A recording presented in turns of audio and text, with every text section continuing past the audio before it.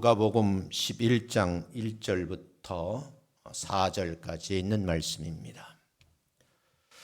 같이 한번 한 목소리로 읽겠습니다. 영상으로 예배를 들으신 분도 스크린을 참고하시면서 함께 한 목소리로 읽어주시기 바랍니다. 1절입니다. 시작. 예수께서 한 곳에서 기도하시고 마치시매 제자 중 하나가 여짜오되 주여, 요한이 자기 제자들에게 기도를 가르치신 것과 같이 우리에게도 가르쳐 주옵소서. 예수께서 이르시되 너희는 기도할 때 이렇게 하라. 아버지여, 이름이 거룩히 여김을 받으시오며 나라가 임하옵. 우리에게 날마다 일용할 양식을 주시옵고 우리가 우리에게 죄 지은 사람을 용서하오니 우리 죄도 사하여 주시옵고 우리를 시험에 들게 하지 마옵소서 하라. 아멘.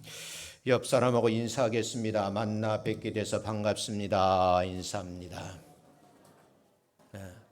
다시 옆 사람에게 건강의 복을 받아 누리시기 바랍니다 라고 인사합니다. 다시요. 이번 주에도 좋은 일이 일어날 줄로 믿습니다 하고 인사합니다.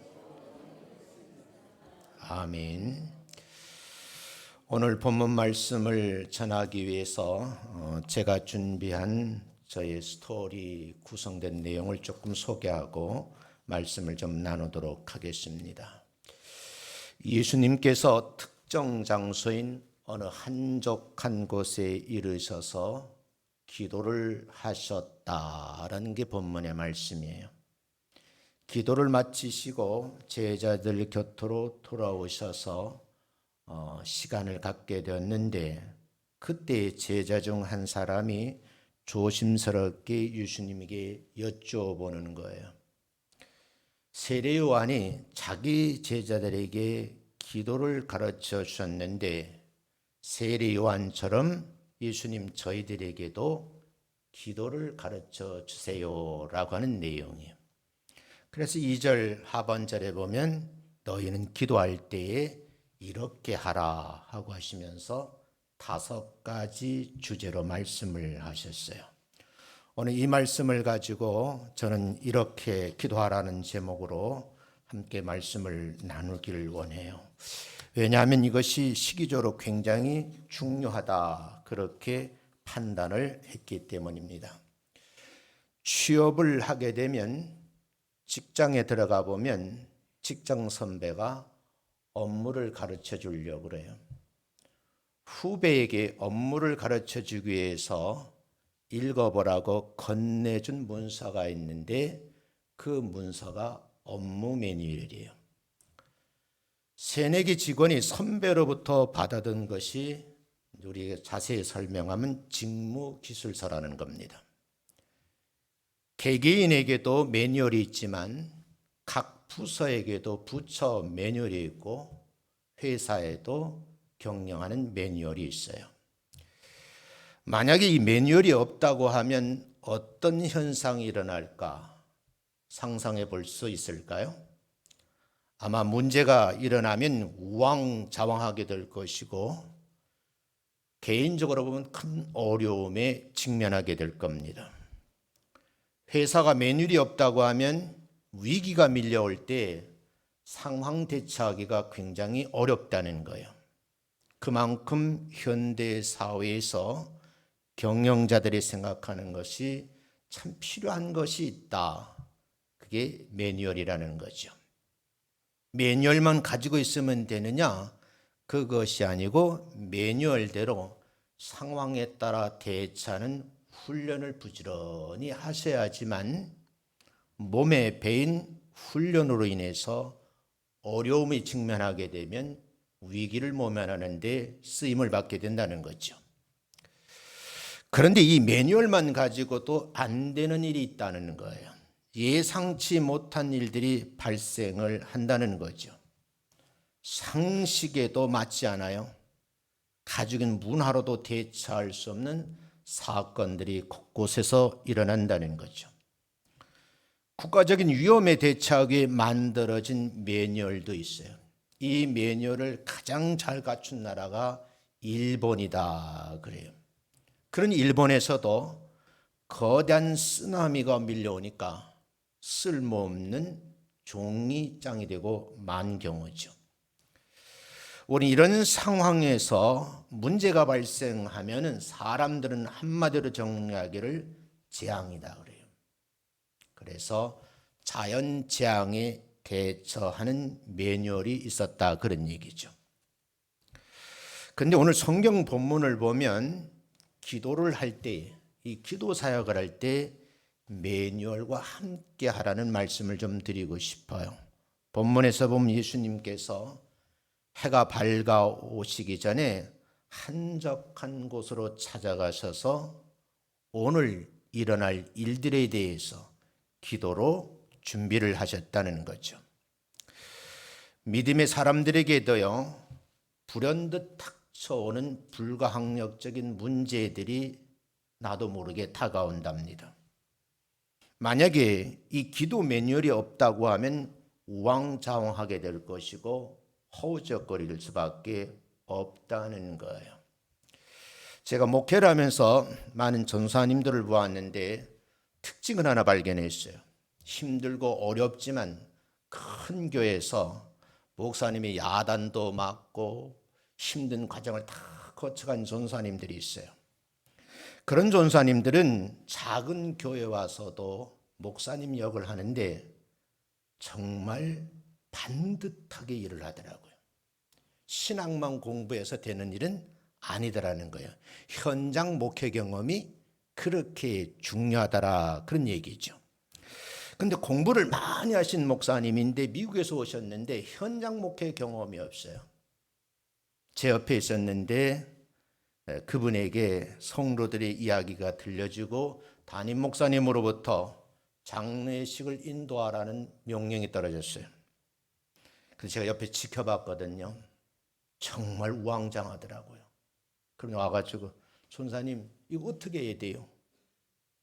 이 상황을 어떻게 해야 되냐고 자꾸 저에게 묻는 거예요. 그래서 그때 제가 한 말이 있어요. 선배 목사님들로부터 목회 매뉴얼을 달라 그러고 그 매뉴얼대로 목회하는 기술을 배워야 된다. 그런 말씀을 제가 전해드린 적이 있어요. 제가 학회에서 만난 교수님이 이런 얘기를 하더라고요. 4월 28일 금요일 프레스센터에서 한국신학회 주최로 제5회 아립대상 수상식이 있었는데요. 이때 김태현 교수님이 사회를 보게 됐어요. 이 교수님이 사회를 보면서 두 분 총장님께 상을 수여를 하더라고요. 그리고 축사 시간에 돌아왔어요. 한기총 대표장으로 계셨던 이용구 원로 목사님이 축사를 하시는데 축사 예행을 메모를 한 거예요. 뼈 아픈 얘기를 하시더라고요. 신학교가 기도하지 않아서 무너지고 있다고 지적을 하시더라고요. 이게요, 사실은 저희가 신학교 다닐 때에 우리 선배님들과 후배들은요, 공부 마치면 산에 올라가서 기도하는 것이 일상생활이었어요. 요즘 신학생들을 보면 공부는 많이 하는데 기도하지 않는다는 그런 탓을 하는 것 같아요. 두 번째 지적하시기를 코로나19로 인해서 10,000개의 교회가 사라졌대요. 10,000개 교회, 10,000개 교회가 사라진 거예요. 그런데 다시 회복할 수 있는 길이 있다. 사람들이 귀를 기울이니까 기도밖에 없습니다. 이게 이용규 목사님의 말씀이에요. 이 김태윤 교수님은 과학 경영을 가르치시는 분이거든요. 이분의 날카로운 지적은 뭐냐 하면 젊은 전사님들이 제 GPT 세미나에 수많은 사람들이 몰려드는데 기도 모임에 가보니까 썰렁하더라 하는 얘기예요. 이게 미래를 암울하다라고 진단할 수밖에 없는 현실이 아닌가 그런 생각을 해요. 이런 위기 앞에 오히려 믿는 성도들은 지하, 개인 골방으로 들어가서 기도로 살아야 되지 않겠는가 라는 제언을 하시는 거예요. 그래서 오늘 본문 말씀을 보면서 예수님이 가르쳐 주신 기도 매뉴얼에 대해서 좀 살펴보려고 그래요. 그 첫 번째 한번 읽겠습니다. 첫 번째 대지인데 한번 읽어보겠어요. 시작. 예수님은 구체적으로 기도 매뉴얼을 소개를 하시는 거예요. 본문을 주의 깊게 집중해 보면 제자들이 세례요한이 제자들이 가르친 기도처럼 저희들에게도 기도를 가르쳐 주세요 라는 청을 받고, 먼저 이 본문 말씀을 보면 예수님이 먼저 기도하는 시간을 가지고 계셨다는 거예요. 다시 말하면 이론적으로 설명하는 것이 아니고 예수님 자신이 해가 밝아오기 전에 한적한 곳에 가서 평상시처럼 기도를 하고 계셨다는 거죠. 방법은 조용한 시간을 선택하셨다는 거예요. 복음서를 보면 새벽이 밝아오기 전에 기도하러 밖으로 나가셔서 한적한 곳에서 기도 자세를 취하셨다는 얘기죠. 우리 한번 그 말씀을 읽어보겠어요. 마가복음 1장 35절부터 39절에 있는 말씀 한번 읽어보겠습니다. 시작.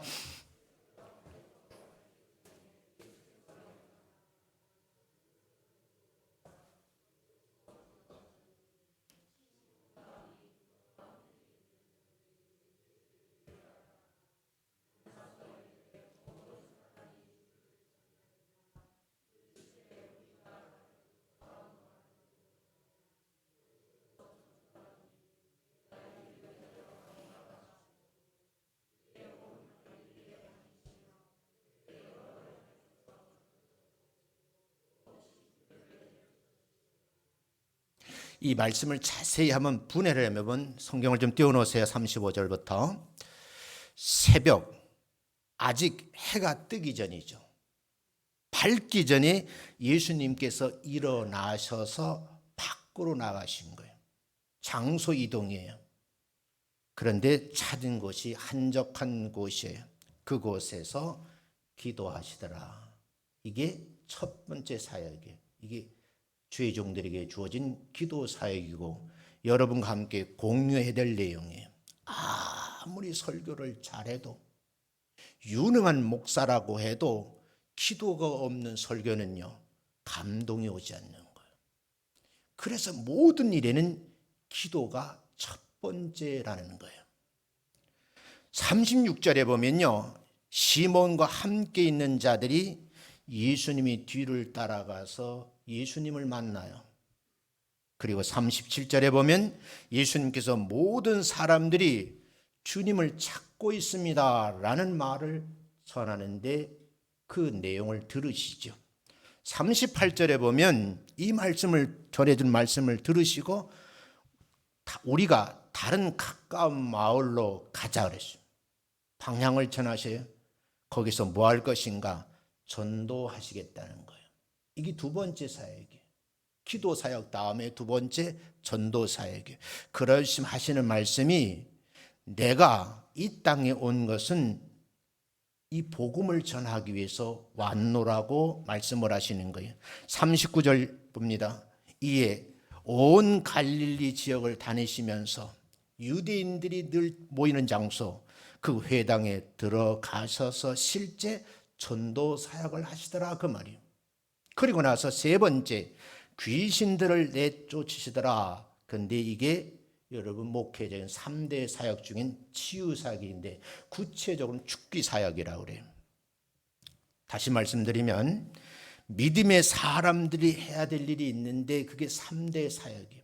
기도 사역, 전도 사역, 그리고 치유 사역이에요. 교회는요, 먼저 예수님 사람들이 충분한, 하나님이 원하는 것만큼 기도 사역의 절대적인 기준을 가지고 계셔야 돼요. 그리고 난 다음에 전도하는 거죠. 전도하다가 귀신 들린 사람 만나면 치유 사역을 해야 되는데 이걸 죽기 사역이라 그래요. 제가 나중에 한번 이 부분을 자세하게 설명을 드리려고 그래요. 그런데 그 가운데 오늘 본문에서는 기도 사역을 위해서 기도하는 방법을 알려주시는 거죠. 정리를 다시 해보면 한적한 곳을 찾아가셨다는 말씀에 관심을 좀 가지셔야 돼요. 그 관심이 하나님과 특정 장소에서 단둘이 사역에 대해서 얘기를 하는 거예요. 하나님, 오늘 제가 주일 오전에 설교를 하려고 그러는데 하나님 성령의 감동이 임해야 되겠습니다. 나에게만 맡겨두지 마시고 내가 설교할 때 성령님 성도들의 마음을 움직여 주옵시고 저의 입술을 주장해 주셔서 온전한 말씀이 선포될 수 있도록 하나님 저에게 영역을 주시옵소서라고 기도해야 된다는 거죠. 그리고 난 다음에 그 관심이 하나님과 기도자 이 단둘이 이야기할 충분한 시간을 가질 필요가 있다는 거예요. 한적한 곳에서 사역을 하시기에 충분한 소통을 하신 후에 그 다음에 할 일인 두 번째 전도 사역이고 세 번째 치유 사역이라는 거죠. 먼저 하나님을 배웁는다는 이 생각을 가지고 계셔야 돼요. 내가 기도를 왜 해야 되느냐? 하나님 배우려고 한적한 곳에 나아가서 하나님의 의논을 해야지, 그런 말씀인 거예요. 이 3대 사역을 실천한 예수님께서 한 사람이 찾아와서 기도를 가르쳐달라고 요청을 하는 거예요. 내용은 세례 요한이 제자들에게 기도를 가르쳐 주신 것처럼 저희들에게도 좀 가르쳐 주세요라는 간청입니다. 제자들의 요청에 의해서 예수님 오늘 기도 매뉴얼을 소개하고 있는 거예요. 이 매뉴얼에 의하면 기도의 내용이 함축되어 있고요, 우리가 말하는 신약이 집약되어 있는 거예요. 기도하고 싶은 마음이 드시면 이 매뉴얼대로 가르치신 대로 우린 예가 기도를 해야 된다. 이 예가 기도가 뭐냐면 예수님이 가르쳐준 기도문을 들고 있어야 된다는 거예요. 아니면 여러분 머릿속에 담겨져 있어야 하는 거예요. 두 번째 함께 읽어봅니다. 시작. PPT. 매뉴얼 속에 아버지의 이름과 하나님의 나라에 대한 내용이 있어서 이 내용을 가르쳐 주시는 거예요. 예수님의 기도 가르침은 마태복음 6장과 누가복음 11장에 기록되어 있거든요. 마태복음 6장에서는 산상수훈을 말씀하시면서 기도의 내용을 알려주셨어요. 이 말씀 9절부터 보면 이렇게 되어 있거든요. 하늘에 계신 우리 아버지여, 이름이 거룩히 여김을 받으시오며, 10절 나라가 임하옵시며 뜻이 하늘에서 이루어진 것 같이 땅에서도 이루어지이다.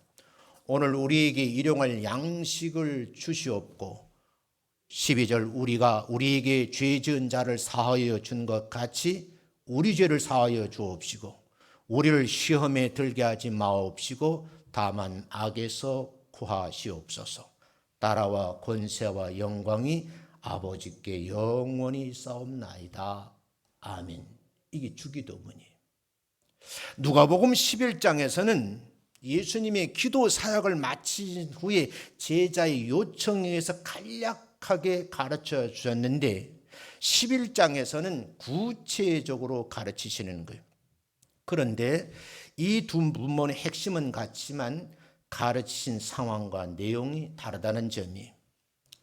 예수님은 어떤 분이신가? 하나님께로부터 보내심을 받은 자인데 우리는 그분을 나의 구세주라고 이야기를 하는 거예요. 그 예수님은 아버지의 말씀을 전하는 사역에 주어져 있고 아버지의 이름을 높이기를 원하고 계신다는 거예요. 그래서 예수님의 기도는 아버지 중심의 기도였다. 이렇게 한마디로 정리가 되는 거예요.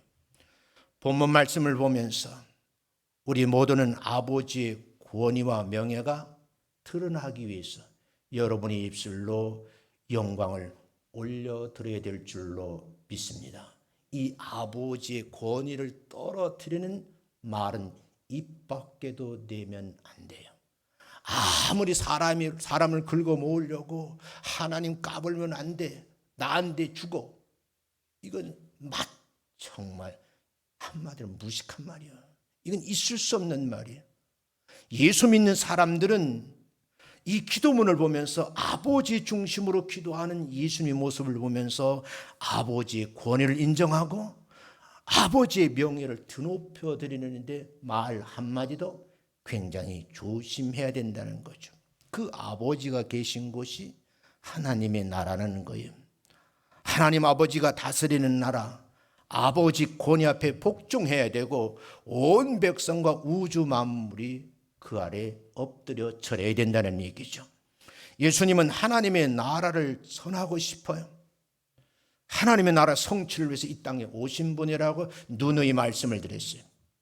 예수님은 아버지의 목적을 그대로 이어받아서 사역의 목표를 세우신 거예요. 따라서 아버지의 목적에 따라 예수님이 세우신 목표라는 게 끊임없이 기도하는 일을 쉬지 않으셨다. 그 말은 여러분과 저에게도 이 기도는 의무다 그 말이에요.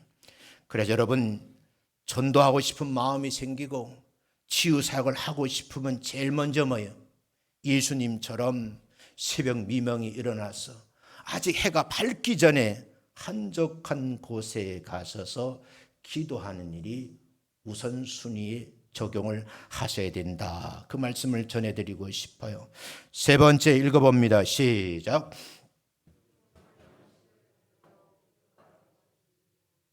근데 가만히 보니까요, 일용할 양식에 대해서도 기도를 가르쳐 주시는 거예요. 신앙인들은 세상에서 하나님의 나라를 바라보며 하나님의 나라가 이 땅에 도래했으면 좋겠다 하며 그 마음의 기도를 가지고 살아가는 존재들이거든요. 우리 모든 신앙인들은 하나님의 나라가 오기까지 제가 방금 말씀드린 대로 믿음의 사람들의 3대 사역의 삶을 끝까지 유지하셔야 돼요. 지난주 소개드렸잖아요. 본인이 췌장암에 걸려서 죽어가면서 유사라 선교사는 남긴 말이에요. 장례를 치르지 마세요.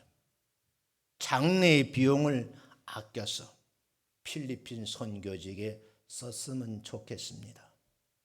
그리고 지난 주일 오후에 화장을 해서 산에다 뿌렸다라고 말씀을 저한테 하시더라고요. 여러분 진짜 예수님의 삶은 바로 이거예요. 여러분과 제가 이 3대 사역에 충실해야 되겠다는 거죠. 그러기 위해서 예수님은 우리의 형편을 잘 아시는 거예요. 사람이기 때문에 먹어야 된다는 거죠. 사람이기 때문에 가정을 가꿔야 되고 자녀를 양육해야 되고 이웃과 더불어 살아가는 데 있어서 에너지가 필요하니 일용할 양식을 달라고 하나님께 기도해라 그 말이죠.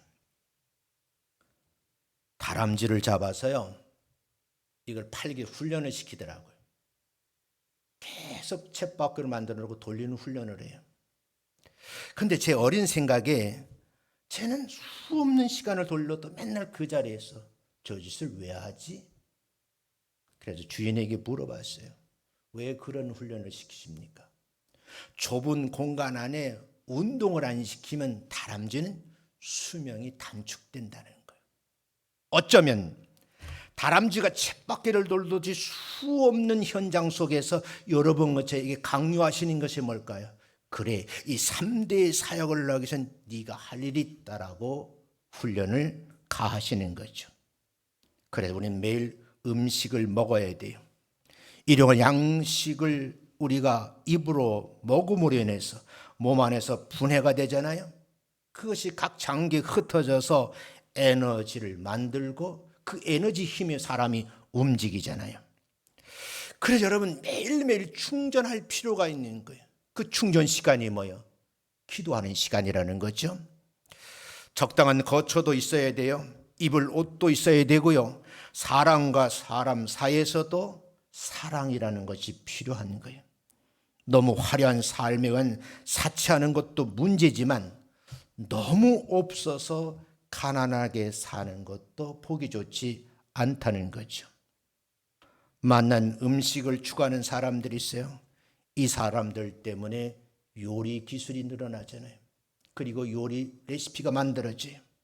그리고 요리 문화가 발전하죠. 의복을 만들긴 연구도 부지런히 이루어지지만 결과적으로 패션 문화를 이끌어가고 있거든요. 아름다운 건축물을 생각하면서 건물을 짓다 보니 건축 문화가 형성돼요. 문화 발전 과정에서 이런 아름다운 문화가 형성되기 위해서는 일용할 양식을 얻을 필요가 있다. 근데 그 양식을 뭐요? 하나님께 구하라, 그런 말이죠. 일용할 양식을 얻기 위해 사람들은요, 그 필요를 얻기 위해서, 욕구를 채우기 위해서 부지런하게 움직이셔야지만 풍요로운 삶을 살 수 있다, 그런 얘기입니다. 따라서 일용할 양식을 달라는 기도는 우리의 삶을 보호하고 발전시켜 달라는 기도의 내용이라는 거죠. 끊임없이 기도의 사역을 감당하시는 여러분 되시기를 주의 이름으로 축원합니다. 네 번째 읽어보겠습니다. 시작.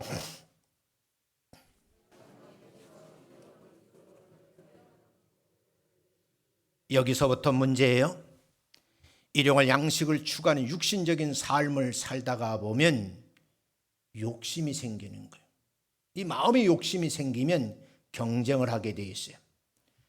경쟁에 몰두하다 보면 나도 모르게 다른 사람의 것을 내 것으로 만들려고 하는 생각이 든다는 거죠. 그래서 여러분과 제가 기도하면서 정당한 노동의 대가를 얻으려고 애쓰셔야 돼요. 불로소득하면 안 된다는 거죠. 상도에 따른 장사를 해야 되는데 남을 속이고 빼앗는 일에 빠지게 될 수 있다는 점을 우리가 소홀히 해서는 안 된다는 거죠. 가끔 가다 보면요, 본질이 뭔지 모르는 분들이 있어요. 전문가의 눈에 보면 비본질 때문에 극악한 행동을 하는 분들이 있어요.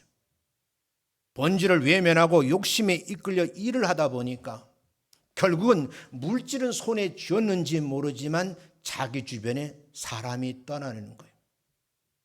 여러분, 사람 없는 데서 부귀영화를 누려본들 무슨 의미가 있냐는 거죠. 사랑이 마음속에 가득 쌓여져야 되는데 사랑이 아니라 미움이 가득 채워지는 거예요. 그러다 보니 경쟁자를 미워하게 되고 질투하게 되고 마침내 그를 죽여서 없애버려야 되겠다는 생각을 하게 된다는 거예요. 제가 설교를 하기 위해서 지난주 신문에 나온 살인사건을 스크랩해 봤어요. 정말 끔찍한 일들이 있더라고요. 운동장으로 가족들을 불러내서 살해하는 사건들이 있는가 하면 별의별 일이 다 있는 거예요. 자기에게 상처를 주었다고 찾아와가지고 야구방망이를 들고 난리를 치는 그런 여자분도 계시더라고요.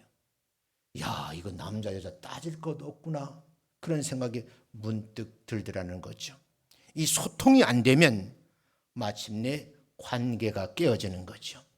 아무리 좋은 음식을 먹고 궁궐 같은 집에 살면서 화려한 옷차림을 단장을 해도 얼룩진 인생의 삶을 살아가는 분은 성경적 삶이 아니다, 이렇게 말씀을 드리고 싶어요.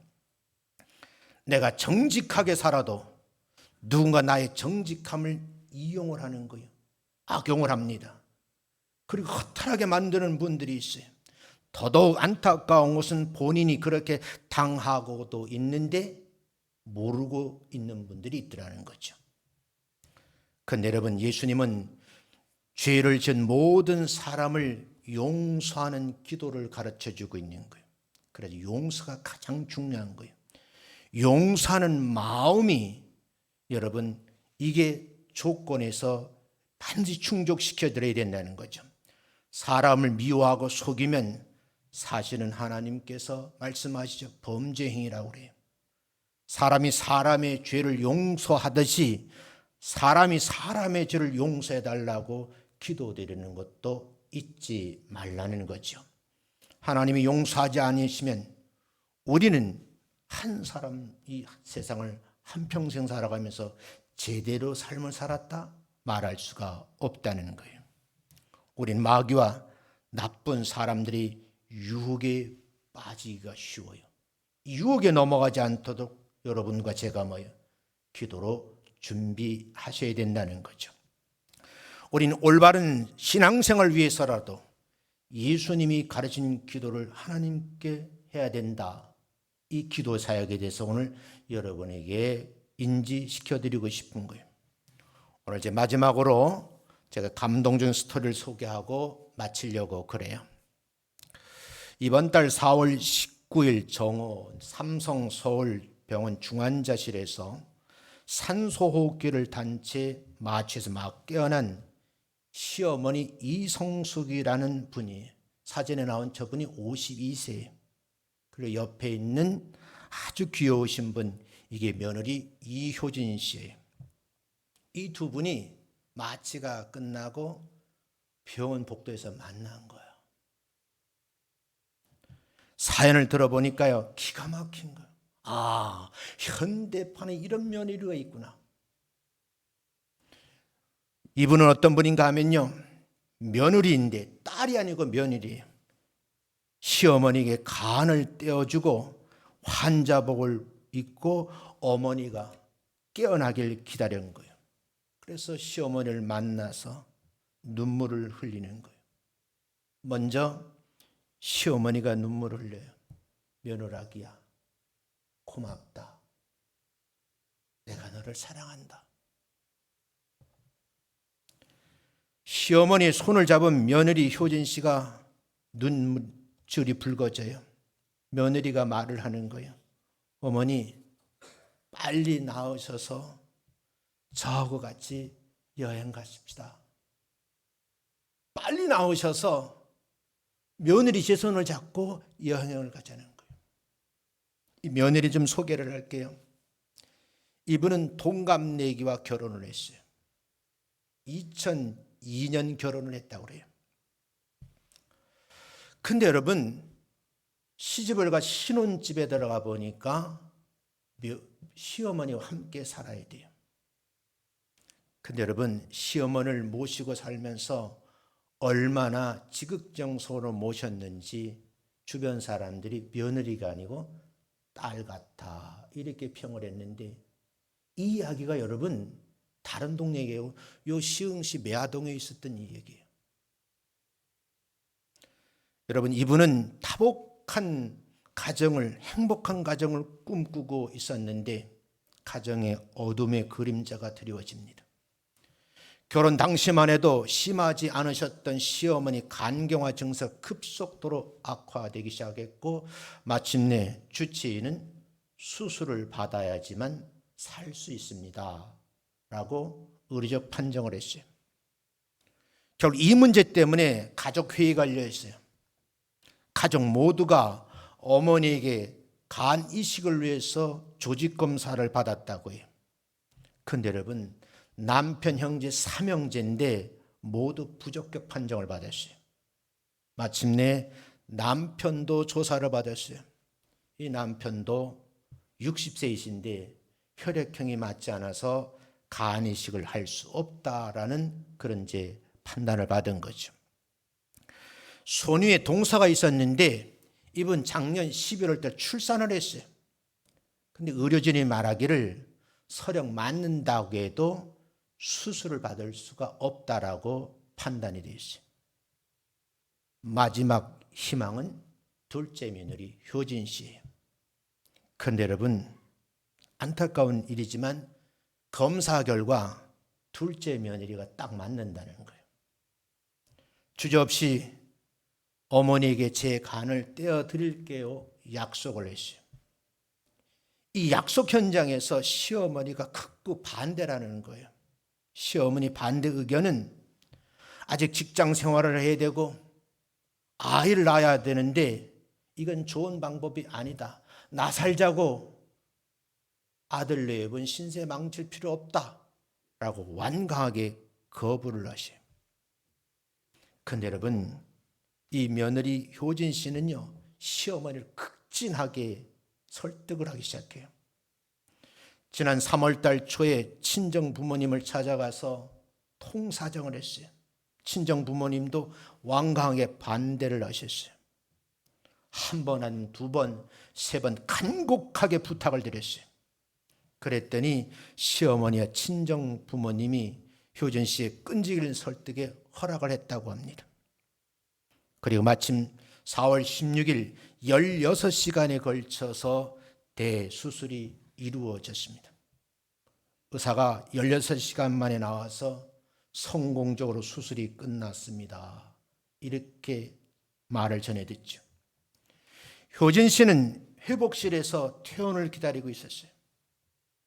그런데 며느리 효진 씨는요, 시어머니 아니고 친어머니에게 간을 떼어준 것인데 이게 무슨 기사거리가 됩니까 하고 인터뷰를 거절합니다. 그러면서 아주 성경에 기록될 만한 말을 남겨놨어요.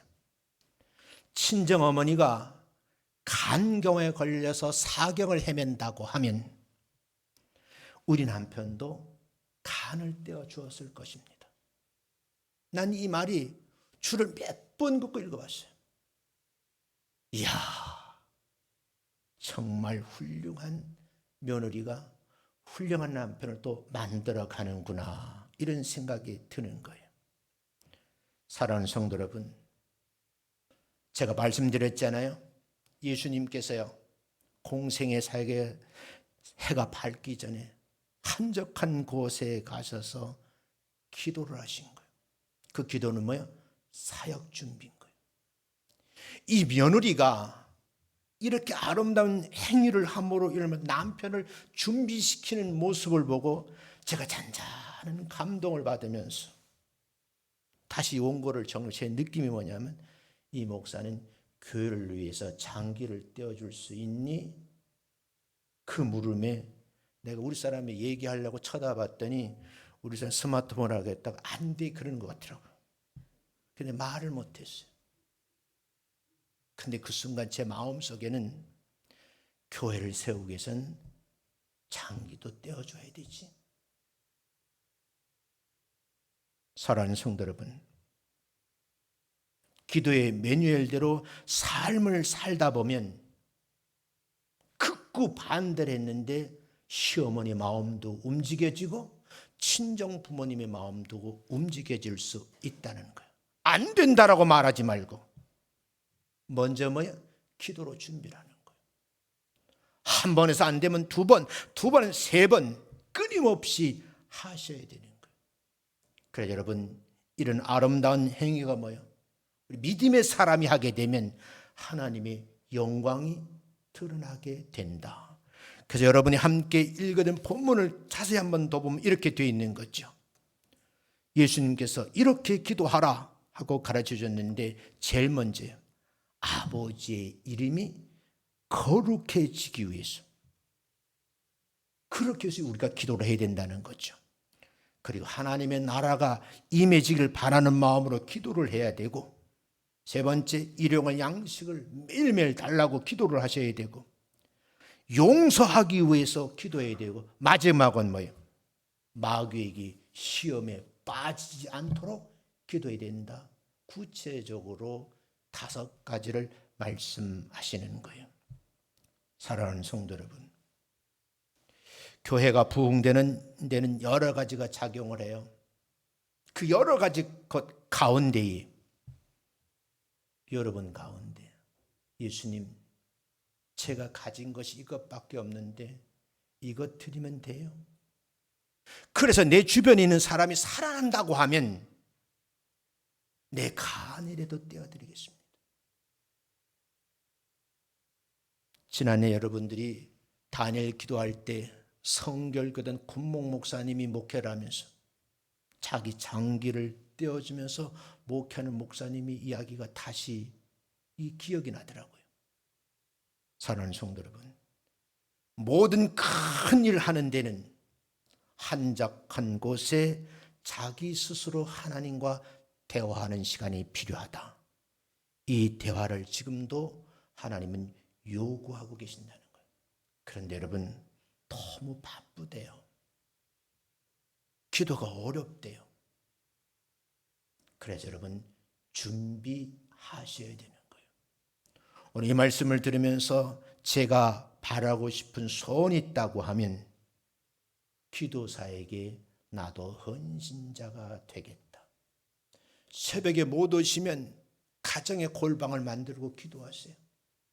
저는 골방이 3개 있잖아요. 제 목양실도 있지만 학교에 가면 연구실이 있어요. 제가 집에 들어가면 나 혼자만 있는 공간이 있어요. 그곳에 다 모든 것을 준비해 놓고 성경 보고 읽고, 요즘은 인터넷이 발달해서 원고 없이도 그냥 인터넷 다 올려놓으면 어디에 가서 볼 수가 있어요. 거기 가서 또 기도하면 수정하고, 이게 일주일 내내 반복하는 거예요. 여러분의 마음을 움직여 주시는 분은 성령님이신 줄로 믿습니다. 5월 가정의 달을 맞이하면서 기도의 사역으로 준비하시는 여러분 되시기를 주의 이름으로 축원합니다.